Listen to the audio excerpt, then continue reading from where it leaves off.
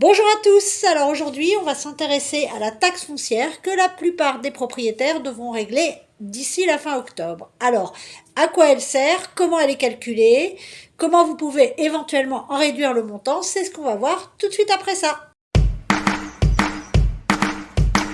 Alors, à quoi sert la taxe foncière? Il faut savoir que la taxe foncière, c'est votre participation au financement des services publics de votre commune. Écoles, voiries, parcs, etc. Qui est concerné par la taxe foncière? Eh bien, en tant que particulier, vous devez payer la taxe foncière si vous êtes propriétaire ou usufruitier d'un logement au 1er janvier.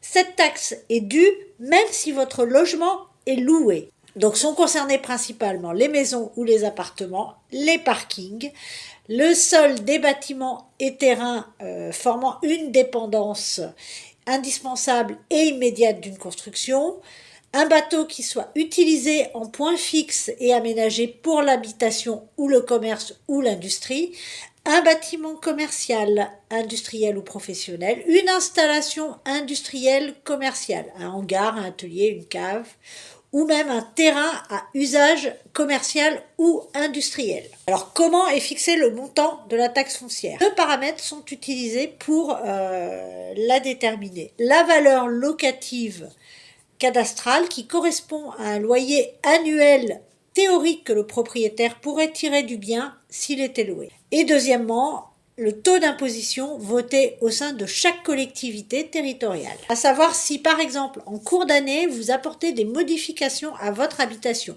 Par exemple, des travaux qui vont augmenter la valeur du bien, par exemple. L'augmentation de sa valeur locative sera prise en compte au 1er janvier de l'année suivante pour calculer la taxe foncière. Donc, quelles sont les exonérations ou les réductions possibles pour cette taxe? Donc, sont exonérés de taxe foncière les titulaires de l'allocation de solidarité aux personnes âgées et de l'allocation supplémentaire d'invalidité. Les redevables âgés de plus de 75 ans au 1er janvier de l'année d'imposition, lorsque le montant de leur revenu fiscal n'excède pas la limite prévue.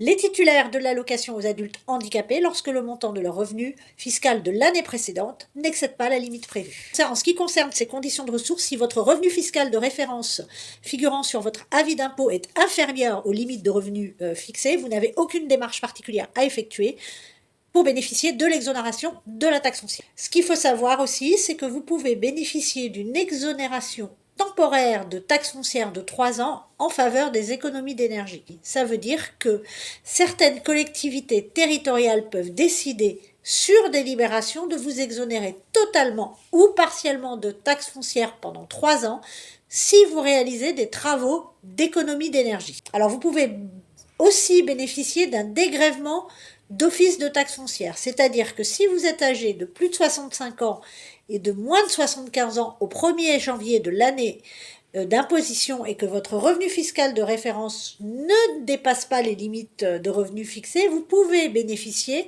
d'un dégrèvement de 100 € sur la taxe foncière de votre habitation principale.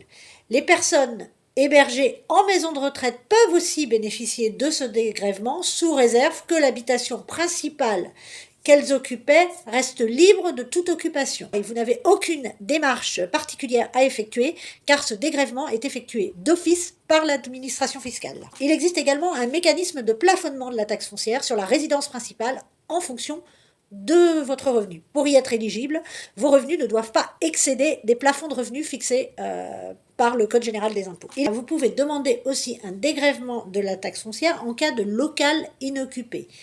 Il faut remplir 3 conditions. Il faut que l'inexploitation soit indépendante de votre volonté, qu'elle dure depuis plus de 3 mois, et qu'elle affecte soit la totalité de l'immeuble, soit une partie susceptible de location ou d'exploitation séparée. Voilà, alors j'espère que cette vidéo vous a plu. Si c'est le cas, vous n'hésitez pas à commenter, à liker, à partager et surtout à vous abonner. Quant à moi, je vous dis à très vite pour un nouvel épisode de Dis-moi Mama. Ciao!